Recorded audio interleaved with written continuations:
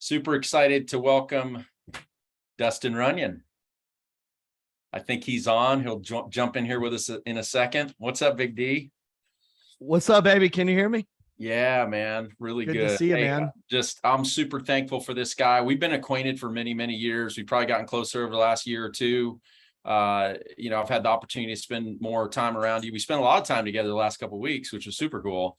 Amazing human being, one of the, like, if I think of heart-centered leaders, this guy is absolutely at the top of the list, always coming from contribution, always wants to see others win and celebrate them win, and has done the work himself. I've known you long enough to know the earlier version of Dustin and the Dustin that I see today. And it's absolutely remarkable what you've accomplished. And you challenge me by the way you live. And I know you'll do the same for everybody that's with us today, to keep thinking bigger, to keep pushing farther, to keep elevating my own personal standards. And I'm honored that you're able to be here with us today. And I know we're probably going to welcome Chelsea back for a little bit of this too. So thank you. Thanks for being here.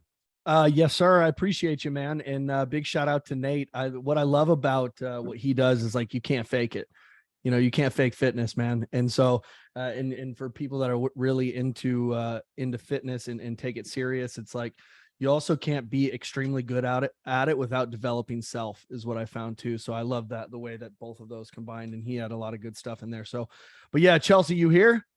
I'm here. Chelsea, one of my best friends in the world. I love her. Can we give it up for Chelsea too? So Chelsea, Nate, Erik, everybody. Yeah, come on now. Yeah. So I want to hop on today, and I a lot of you guys, E-Money, what's up, baby? Good to see you. Sean, a lot of you guys. Oh, we got some Fired Up Friday crew in here. Okay.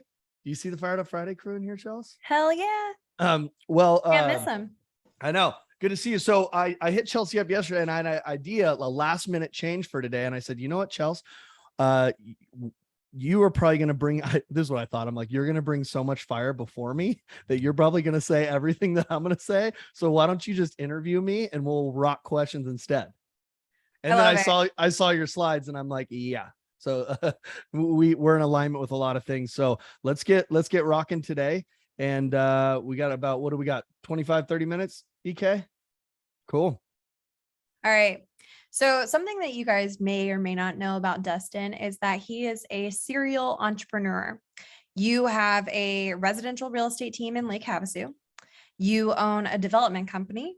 You invest in emerging tech in our industry. And you're a performance psychology coach. And so the last one is the one I want to talk about because it sounds fancy. So how about you explain to everybody what the hell that means? Yeah.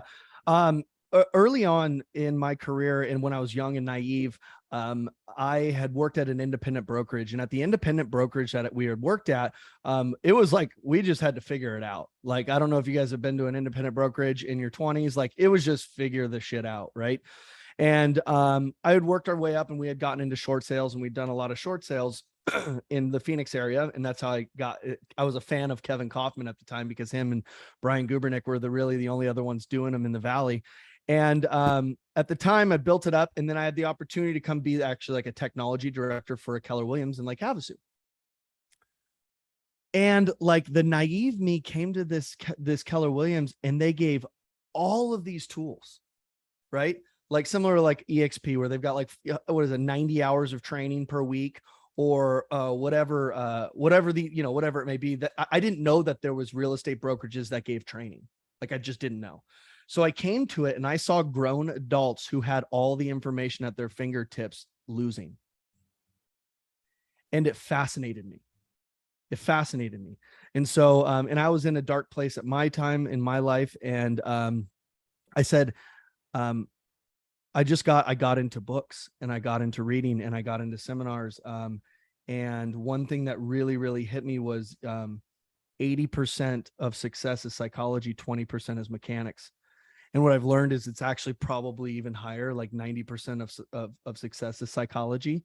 Because and then I had ran into a book by another guy who, if you've been to the Psy seminars, he was big in the Psy seminars.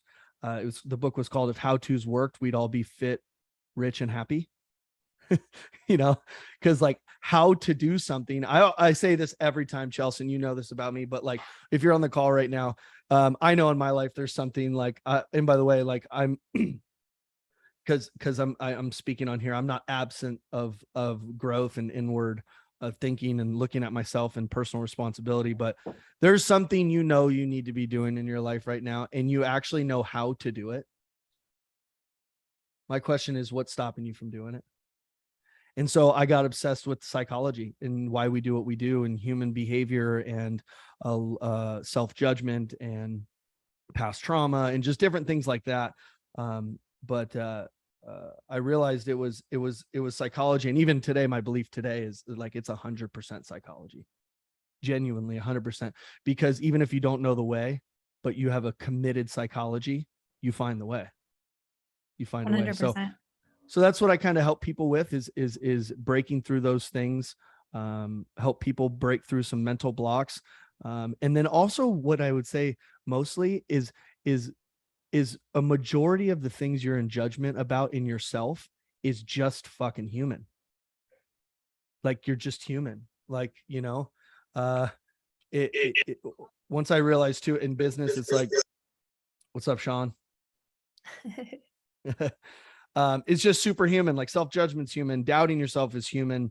Uncertainty and feeling like scared, like you don't got it all figured out, is human.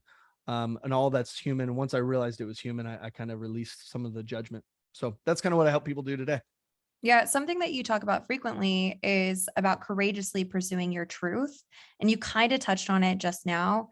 But something I want to challenge you with is for you to rewind all the way back to when you started courageously pursuing your truth, like day one. Mm-hmm. What set you on that path? What truth did you need to pursue? How was your process of going through it?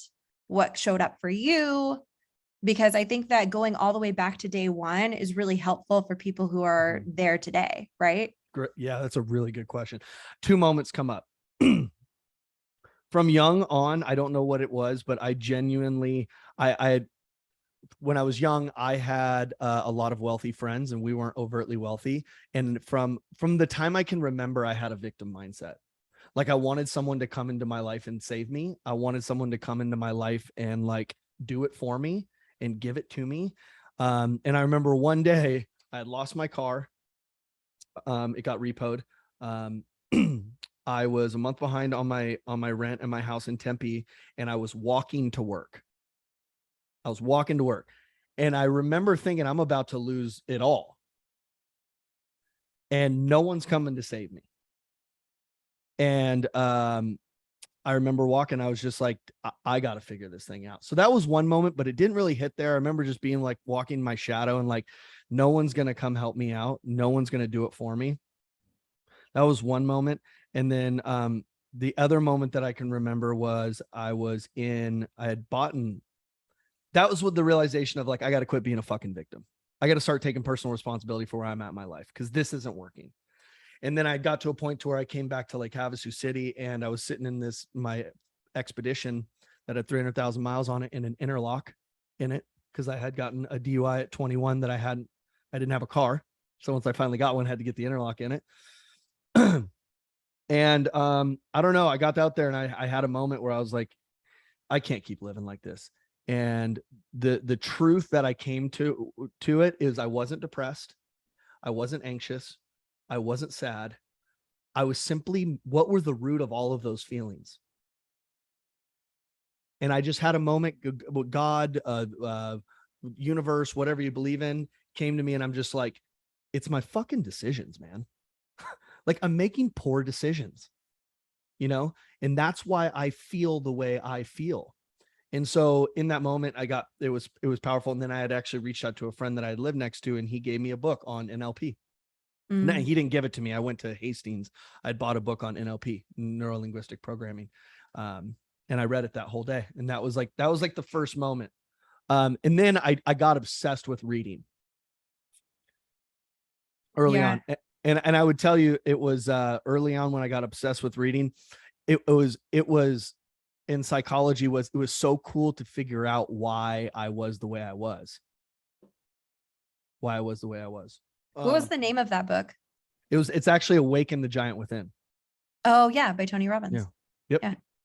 Yep. What do you think holds people back from pursuing their truth? And then I would say anything by Richard Bandler is really good too, Nate. What holds people back from pursuing their truth? I know it holds me back. Start there. Um, what holds me back today is different. What held me back tomorrow. Environment is very powerful from what hold me back then. And I see that with a lot of people is they come to things like this and they pick new targets and then they go back to people who don't support their new targets.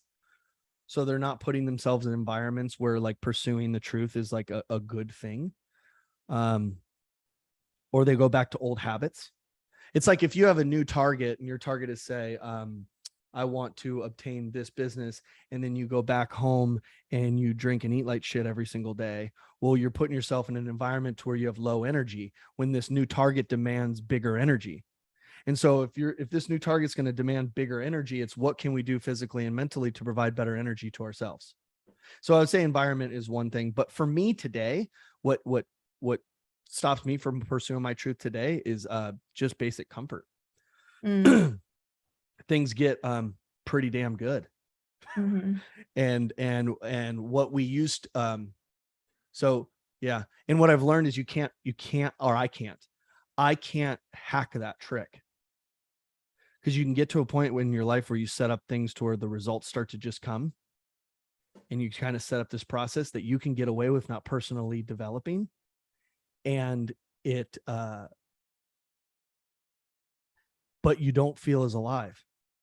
So even though your businesses look big and it looks like you're winning and you're bringing, stuff in and you're helping people and you're serving people, if you yourself is comfortable, like I can be comfortable for a while, but not a while, but like the juice of life is in the growth. Yeah. And I think early on we grow to get. Yeah. Like I want to grow so I get something. I want to grow so I get better friends. I want to grow so I get the money. I want to grow so I can get people to, but what happens when you have all of that? So you're helping people, you're leading people, you're attracting people, you have great friends, you have the money now you have to grow for the sake of like because your spirit's worth it. You know what I mean? I do know what you mean. And I think too, like part of the beginning is that extreme discomfort and learning how to sit with it. And so when something that you taught me was that like, if I'm growing from pain, what happens when the pain is removed? So like, if I'm growing out of desperation, what happens when I have abundance? And if you don't know how to remedy that loop internally, you're going to continue to grow and then fall and then grow and then fall and then grow and then fall, because you are addicted to the pain. You're addicted to the discomfort. But something that I think we don't talk about a lot when it comes to growth is the discomfort of grieving and what a role that plays in the process. Because when you are really committed to becoming your highest and best self, or multiplying your income, or having that bigger energy, you experience to an extent a death of yourself. A death of your former environment, your former relationships, your former lifestyle, right? And so what role do you think that grief plays in that process? And what advice would you have for people who are struggling to commit to that grief or commit to that discomfort?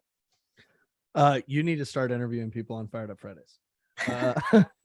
These are crazy good questions. So grieving, yes, you grieve at old. Nate talked about identity when he was on here, and it's so true, because the strongest force in the human psychology is the need to stay aligned with what it believes it is. So if you believe you're this, overweight, lazy person, and that's like your identity, it's like you're going to do everything to stay in line with that. And so shedding identities can be grieving, right? I say this though, what I've seen in achievers and people who are growing rapidly, the speed in which they get to acceptance.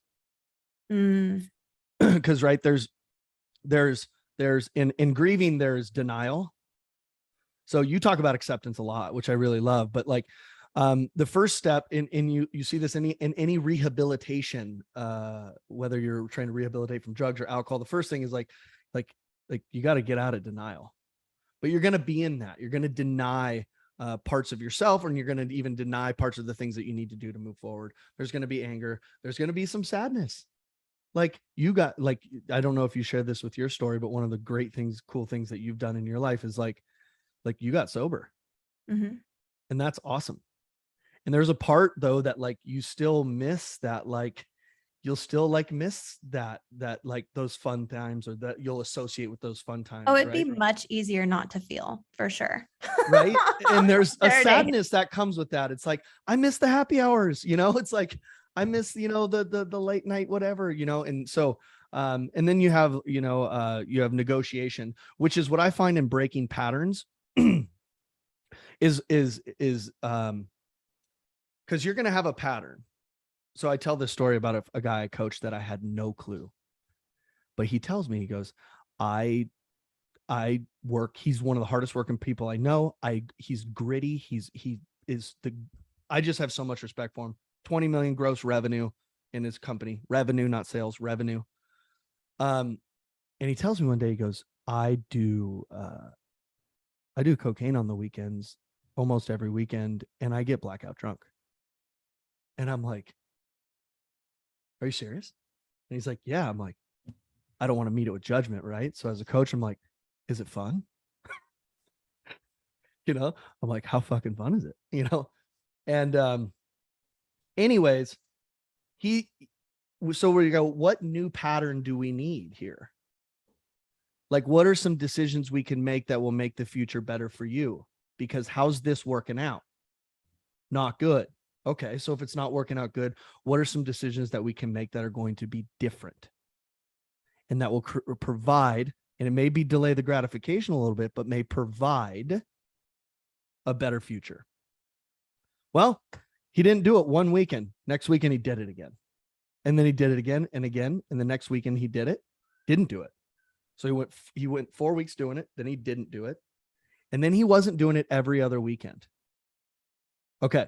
So if you were doing it every weekend and then you weren't and then you went to every other weekend, is that growth? Hell yeah. Yeah. But when you're in it, we tend to judge that part of ourselves.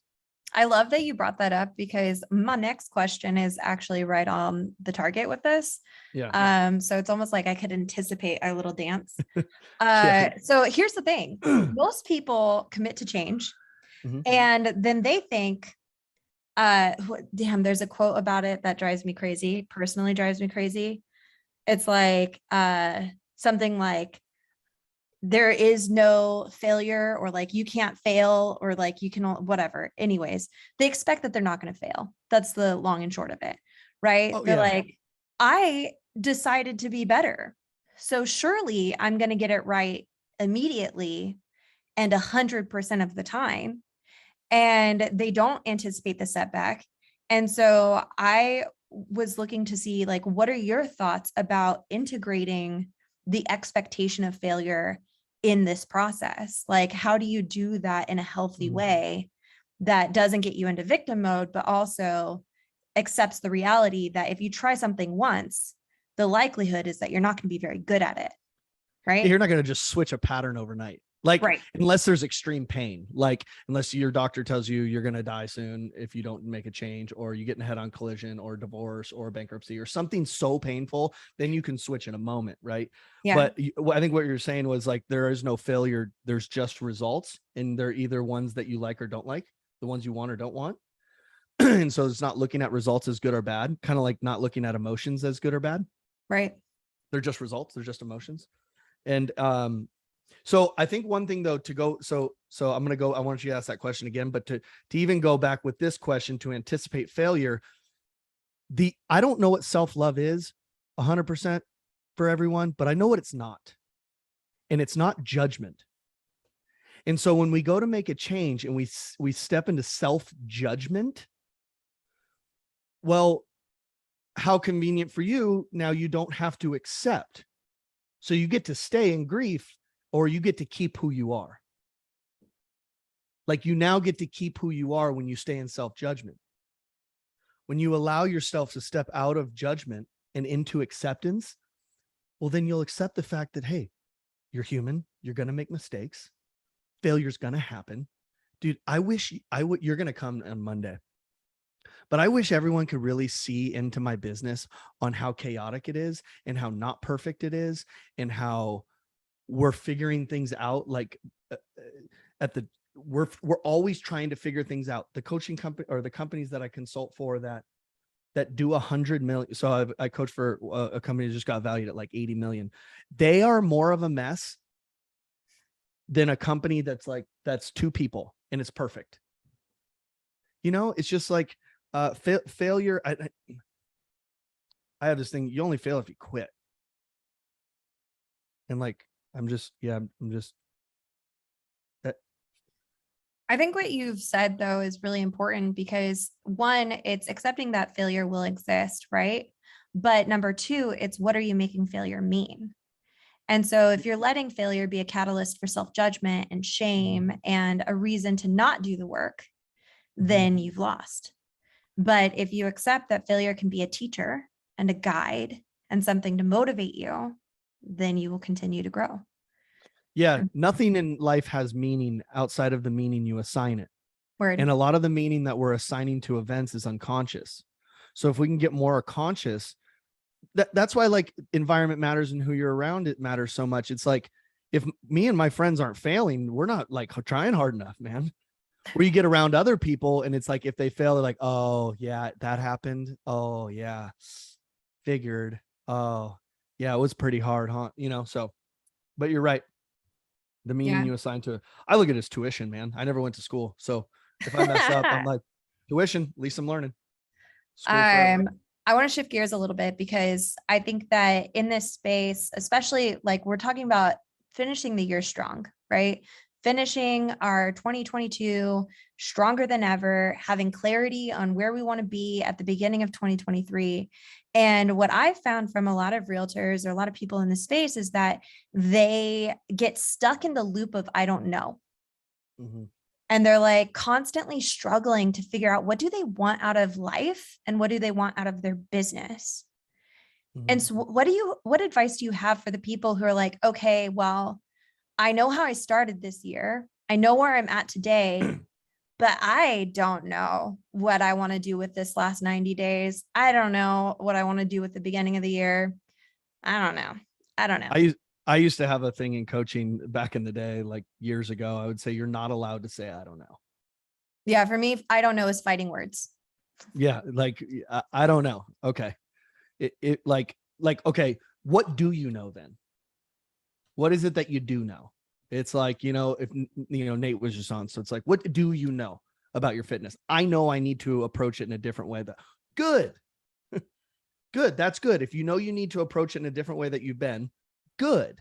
Now, the best way to do that is find some principles that are working for somebody that has the results you want, like hiring a Nate or hiring a coach or hiring a mentor, hiring somebody.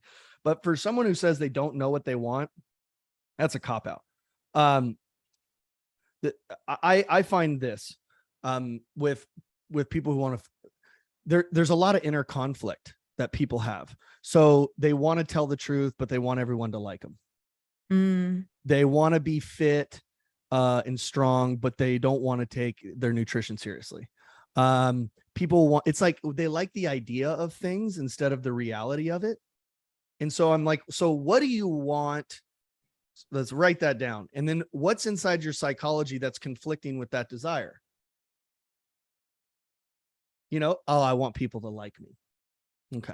So you want people to like you. That's why you don't tell, that's why you're not living out your truth. Okay. So and that's where a lot of people start, Chelsea, is that they're in this inner conflict. It's like an inner civil war inside their brain. And then they wonder why they're exhausted and tired all the time.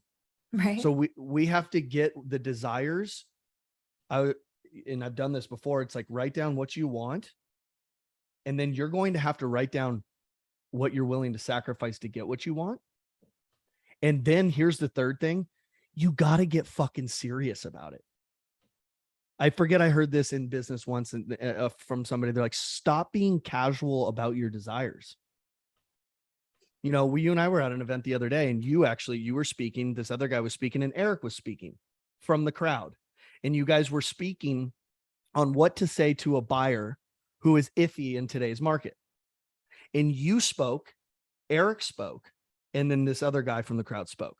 And then there were other people from the crowd spoke. And I asked the crowd, I said, do you guys hear a difference in these three people, in Chelsea, Erik, and the other guy? And the crowd's like, yeah, they're very skilled.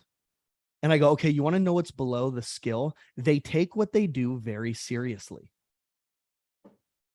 They do. And so I have this rule for me. If you want to end the year strong, take it fucking serious. Don't take yourself serious. I always say this, I take what I do very, very seriously, and I don't take what I do seriously because that has me an ego and not heart. Heart's playful and fun. Well, I think something that you've said before is that you take your commitments seriously, but you don't take yourself seriously. 100%. And so like, that's a really beautiful way of thinking about it. Also, Yeah, I think we're at time. Are we at time, Erik? Yep, we're at time. I loved interviewing you. I will absolutely I had do it fun. again. Yeah, thank you so much. That was fun. That was fun. So yeah, and I'll leave it with this. And I really, really, really loved what Nate said about like waking up and doing 60 seconds of something. No matter what it is in your life or business that you want to make a change on, you do know the next step. But what you're doing is what we often do is we overcomplicate it. We take something that's simple and we complicate it so that we don't have to execute on it. So find something small, find something simple that we can commit to today. And then we wake up tomorrow, we commit to tomorrow. You don't need to know all the steps. And in fact, if you know all the steps, it's not going to fulfill you at the end anyways. So just take the small steps, keep a promise to yourself that you can keep towards the end of the year. If you're not making any connects right now, commit to 5 connects a day, every day for the end of the year. Done.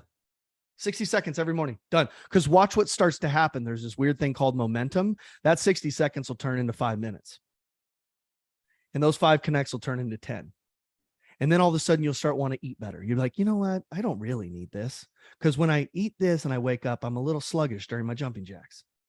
And it'll start to create momentum and barrel roll in your business and life. So thank you, Chelsea. I love you so much. You're the best. Erik, thanks for having me today. I appreciate you.